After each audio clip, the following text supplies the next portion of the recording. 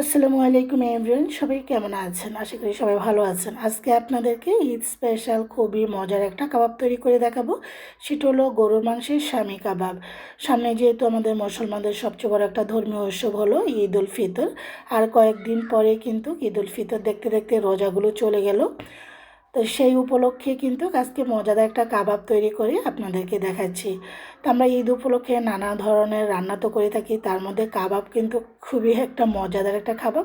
সেটা তো সবাই করে থাকি, সেটা পোলাও বিরিয়ানির সাথে খেয়ে থাকি। আমি এখানে 500 গ্রাম গরুর মাংস, 250 গ্রাম বুটের ডাল, 2টো তেজপাতা, বড় এলাচ, দারুচিনি, লবঙ্গ, তারপর গোলমরিচ, সবুজ এলাচ দিয়েছি, হাফ কাপ পেঁয়াজ কুচানো, স্বাদ অনুযায়ী লবণ, 1 চামচ ধনিয়া গুঁড়া, 1 চামচ জিরার গুঁড়া, 1.5 চামচ করে আদা রসুন বাটা দিয়েছি। আর এখন দিয়ে দিচ্ছি মাংসটা এবং ডালটা সিদ্ধ হওয়ার জন্য পরিমাণ মতন পানি।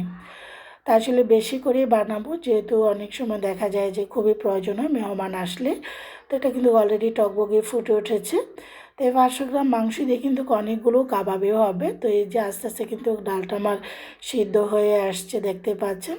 মাংসটা কিন্তু খুব সুন্দরভাবে ডালের সাথে কিন্তু মিশে গিয়েছে। তা আমি কিন্তু এটাকে সেরকম ব্লেন্ড করবো না, এটা এই যে দেখুন খুব সহজভাবে ম্যাশ হয়ে গিয়েছে, এটা আসলে ব্লেন্ড করার দরকার নেই।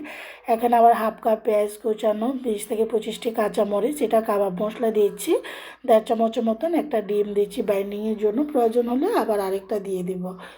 তো এখন ভালো করে আমি এগুলোকে মেখে নিচ্ছি। তো কাবাব মশলাটা দিলে আর অন্যান্য মশলা দেওয়ার আর কোনো দরকার নেই।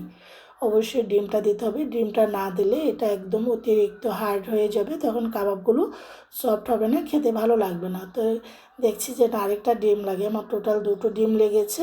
যেহেতু আমার এখানে কাবাবের পরিমাণটা আমি বেশি বানাচ্ছি, অতিরিক্ত শক্ত হয়ে গেলে কাবাবগুলো খেতে ভালো লাগে না। প্রত্যেক মিক্স হয়ে যাওয়ার পর এই যে ঠিক এরকম গোল গোল করে সবগুলো কাবাব বানিয়ে নিয়েছি। ফ্রাইং প্যানে আগে থেকে তেল বসিয়ে রেখেছি, তবে অতিরিক্ত ডুবো তেলে ভাজছি না আমি। আপনারা অল্প তেলও ভাজতে পারেন, এরকম অল্প মানে শ্যালো ফ্রাইও করতে পারেন, ডুবো তেলও দিতে পারেন, বা পুডিং করেও ভাজতে পারেন। আমি এক এক করে কাবাবগুলো কিন্তু দিয়ে দিয়েছি ভাজার জন্য। সুস্বাদু এই স্বামী কাবাবগুলো কিন্তু হালকা ফ্রাই করেও কিন্তু নর্মাল ফ্রিজে 1 সপ্তাহ, ডিপ ফ্রিজে 2-3 মাস রেখে দিতে পারেন। খুব সুন্দর একটা কালার অলরেডি চলে এসেছে, আর এত সুন্দর গন্ধ বের হচ্ছে। লোভনীয় এই কাবাবগুলো আপনারা ইফতারের আইটেমে বা ঈদ স্পেশাল হিসেবেও খেতে পারেন।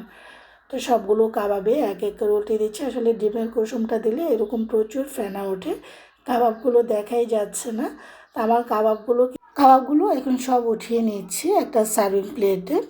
তো আপনারা এভাবে করে ঈদ স্পেশাল বা ইফতারে তৈরি করতে নিতে পারেন।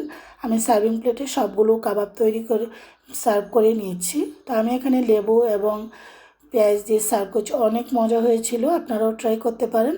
আশা করি সবারই ভালো লাগবে। সবাই ভালো থাকেন, সুস্থ থাকেন, আল্লাহ হাফেজ। ভুল ত্রুটি হলে ক্ষমার সুন্দর দৃষ্টিতে রাখবেন।